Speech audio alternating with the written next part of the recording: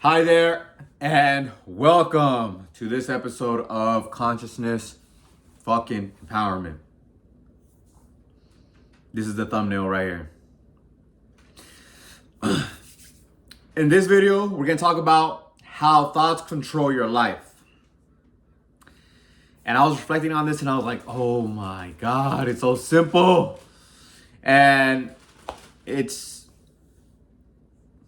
simple, sounds simple, but it becomes hard because we're so programmed the opposite way, which is we live only in the outside, the exterior, because we're born and then we touch things, we walk point A to point B, we crash into things, so we think it's only outside. Now, I'm grateful that I went to prison and I closed my eyes and visualized me going to college and accomplishing that, which I did joyfully. And if you don't know, I did 2 years in prison when I was 18 to about 20 years old. And I visualized being in college. I ended up going to community college, transferring to university, UCLA, and getting a BA and a master's degree. All due to thought. I did not have a high school education. I didn't go to high school. I was outside doing crimes, breaking laws, doing bad things. So I told myself I had to change. So similar to that change of doing good, I'm still here doing my best to do good. So I'm here and I want to show you how your thoughts control your life. Most importantly, your actions. Good thoughts, good actions. Bad thoughts, bad actions. And your conscience is always telling you which way to go, which is your highest good. What things you like, what things you don't like. Always listen to it. Please, please, please, please. Listen to your conscience. It's telling you what to do and what not to do, okay? So I want to give you some examples that resonated with me today. And here we go. And this is what I want to share. Quote, you can't have a positive... Let me change that. You can't have positive thoughts and have a negative life. You can't have positive thoughts and have a negative life. Because of your thoughts is where you're vibrating at. Your thoughts, your frequent thoughts become your frequency, and your frequency is what you see. Okay? In the physical. In prison, all I thought about was going to college and being with my family. Being with my parents and being with my family. That's all I thought about. That's all I thought about. That's all I thought about. That's all I thought about. That's all I thought about. And I acted in that manner. I ended up reading books, writing notes on the books, any type of book that I could get my hand on to pretend that I was a college student. So I was acting like a college student, even though I was in a cell, 4 cement walls and 1 sliding door, that locks, that's locked most of the time. And I was acting like that person. So my thoughts and actions were aligned. Was my environment was my environment that what I was thinking? No. I was in prison. But in time, it changes and everything starts coming to you. My sister, no hesitation, I said, hey, can you sign me up to college? Yes, she signed me up. Very, very, very easy. Of course, you gotta do work, Your leg might hurt, you may feel lethargic, sleepy, but you gotta go. So that's what you want. Another thing I want to share is when I was at Venice Beach, Gold's Gym, and I was about to leave because I wanted to find a mentor. I didn't find anybody. I didn't really resonate with anybody. So I'm like, I'm just gonna leave. And then as I was leaving, I was like, this is my last day here.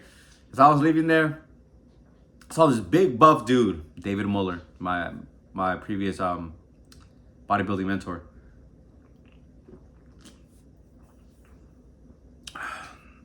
Rockstar Zero. It's pretty good. I haven't had one of these in a while.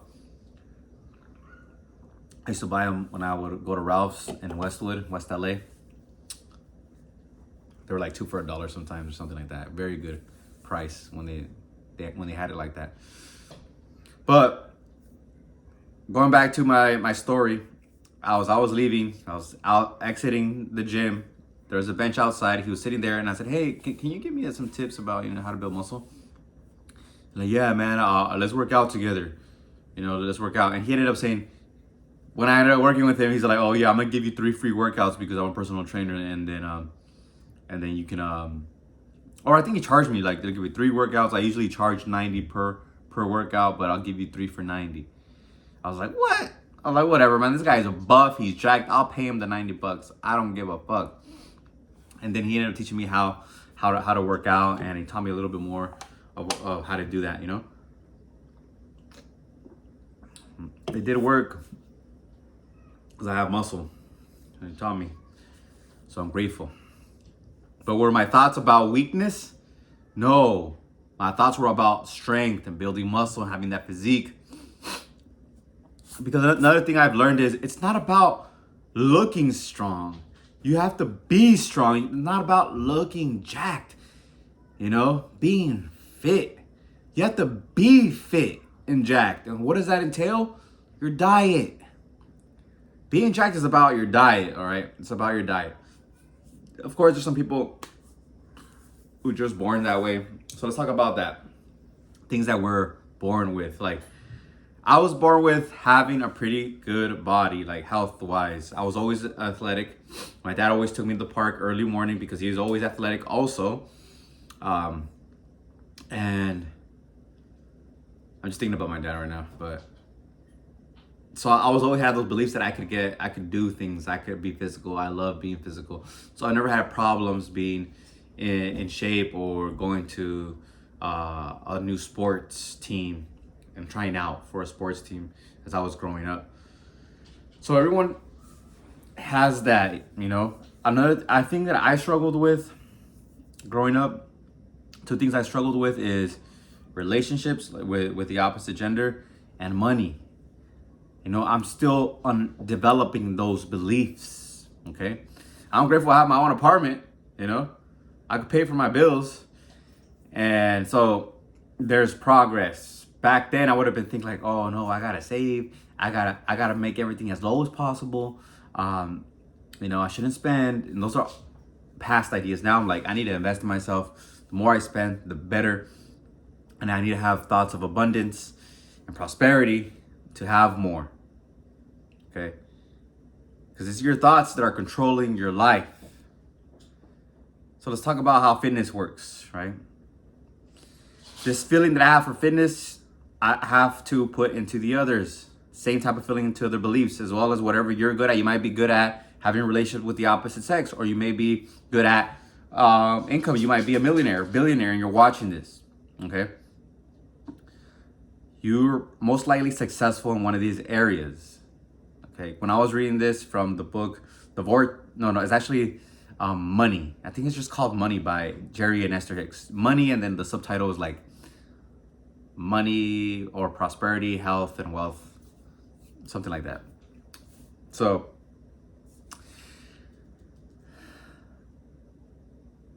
here we go. For fitness and strength, you can't have thoughts of health, strength, and vitality and be weak and sick. Those 3 are my beliefs. I go to the gym to show me. I'm focused on strength,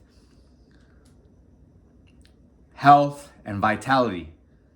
When I power clean or when I'm lifting, I tell myself, show me. Tell me this body, show me strength, show me health. And before I get to the gym, I don't feel that way. But I make sure I exert it. I focus on it and I'm exerting it. Same with your goal.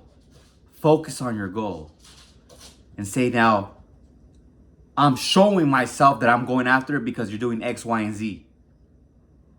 For me, when I was in prison, I wanted to go to college, so I started reading books, looking up words on the dictionary, and writing essays or summaries, if you want to call them summaries. I was writing essays. X, Y, Z. You can't have thoughts of prosperity and financial freedom and abundance and be poor.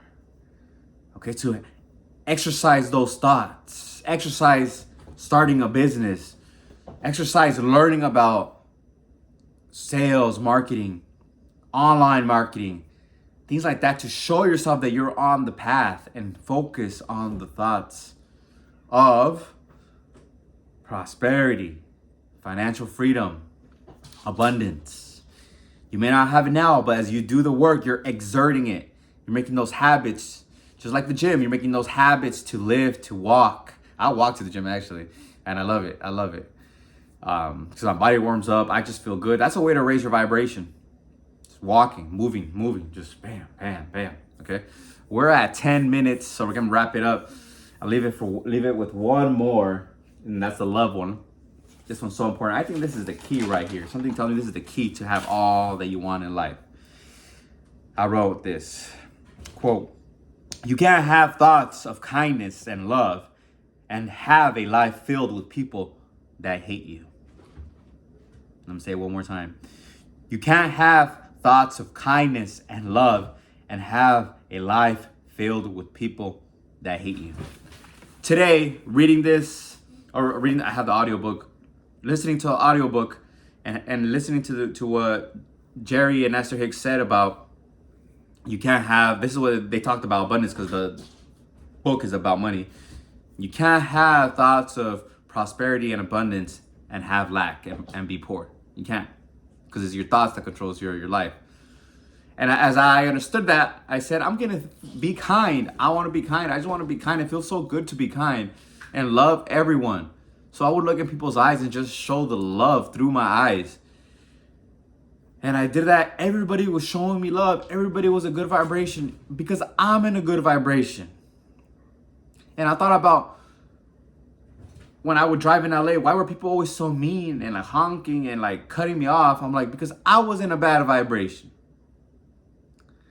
Your beliefs create your reality. So my belief was people in LA are crazy drivers. That was my belief, so it had to happen. Maybe it was a belief that I heard from others, but my belief, my thought, my frequent thought became what I frequently saw. Because your frequent thoughts become your frequency, which is your vibration and your emotions. And your frequency is what you frequently see. Hope you like this one. I love you. I love you. I love you. Until next time, make sure to like, comment, and subscribe. Peace.